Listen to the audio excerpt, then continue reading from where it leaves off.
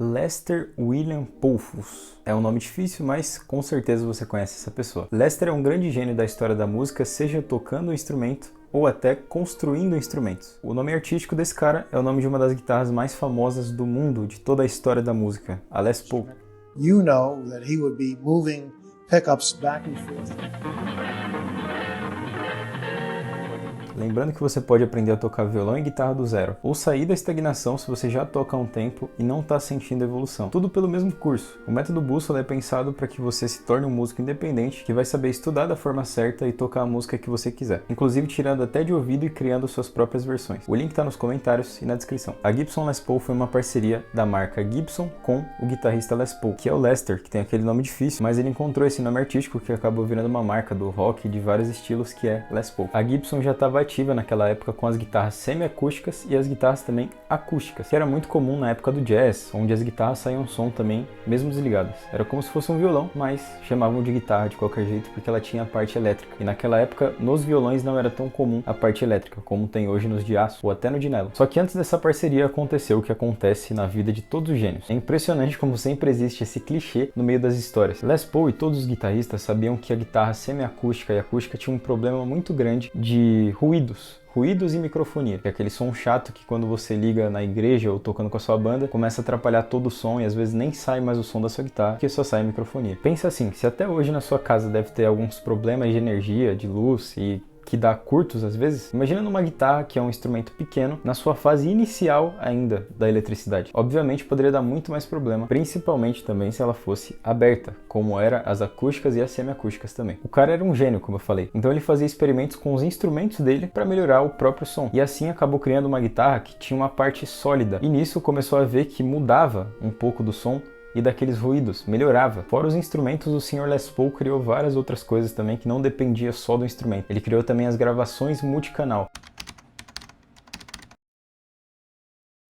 Como eu disse, o Les Paul então já tinha criado esse protótipo de guitarra, que tinha a parte do meio dela sólida, e isso melhorava, como eu falei, a parte elétrica da guitarra. Essa guitarra era conhecida como DeLog, e até hoje eu imagino que esteja aí nos museus, né? Nas exposições de guitarra e de música, principalmente na Gibson. É o melhor lugar para essa guitarra estar guardada, certo? Só que assim, além de deixar uma guitarra só meio sólida, só onde tem a parte do meio sólida, como era a DeLog, será que não tinha como fazer uma guitarra totalmente sólida? O Les Paul tinha pensado nisso antes mesmo da parceria dele com a Gibson. E o que aconteceu? Ele foi levar essa ideia de uma guitarra totalmente sólida e o pessoal começou a zoar ele, falando que isso era uma falácia, que não ia dar certo e que não ia vender nada. Anos depois, a Fender lança a Telecaster, uma guitarra totalmente sólida que virou sucesso de venda. Exatamente como o Les Paul tinha falado que seria uma boa jogada para Gibson tomar esse posto primeiro. E como a concorrência era grande entre Gibson e Fender, a Gibson teve que voltar atrás, obviamente. Ligou pro Les Paul e falou: "Mano, desculpa, volta aqui, vamos fazer aquela guitarra lá que você tinha falado." Então, a ideia de chamar justamente o Les Paul para criar essa guitarra não era por acaso. Além dele ser um gênio, o cara era um guitarrista de jazz famoso e muito virtuoso que poderia virar simplesmente o marketing da guitarra sozinho. Eles decidiram como seria o protótipo da guitarra, que basicamente era um corpo sólido, o corte mais bonito do mundo, tampo imóvel para a guitarra ter mais sustain, que é uma marca da Les Paul. Só que isso é até um pouco difícil de contar para vocês, porque algumas fontes dizem que o Les Paul não participou dessa parte que falava do design, que falava da montagem completa da guitarra, e sim que ele participou só dando alguns pitacos de uma madeira que poderia usar, como se eu fosse pedir alguma guitarra para um luthier, e não necessariamente participar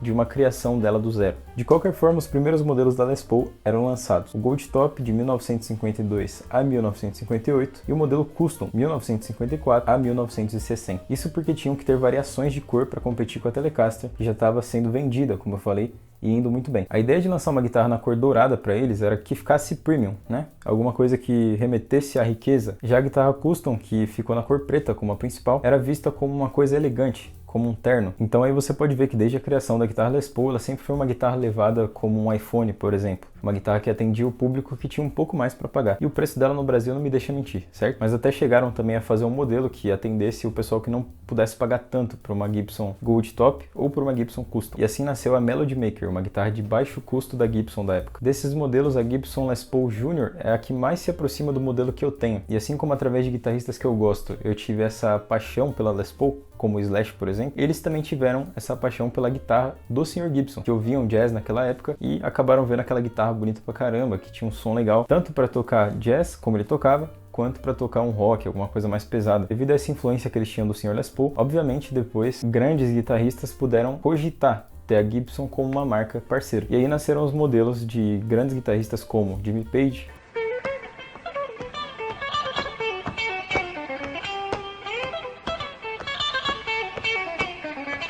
Slash,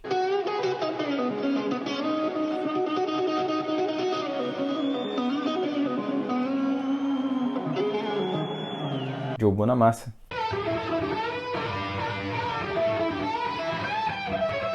o modelo do Zakk Wylde, que é bem famoso, que tem aquele aspiral, eu acho que é assim que se fala, mas essa guitarra é muito famosa, provavelmente você já viu ela. E mais pra frente a Les Paul ganhou mais um corte, depois de ter sido marcada por uma guitarra que só tinha um corte, barra cutaway, e ela foi muito bem nas vendas, inclusive, porque é muito bonita e não muda tanto o som assim da Les Paul original. Por ser uma ideia genial dessa guitarra, obviamente o que acontece?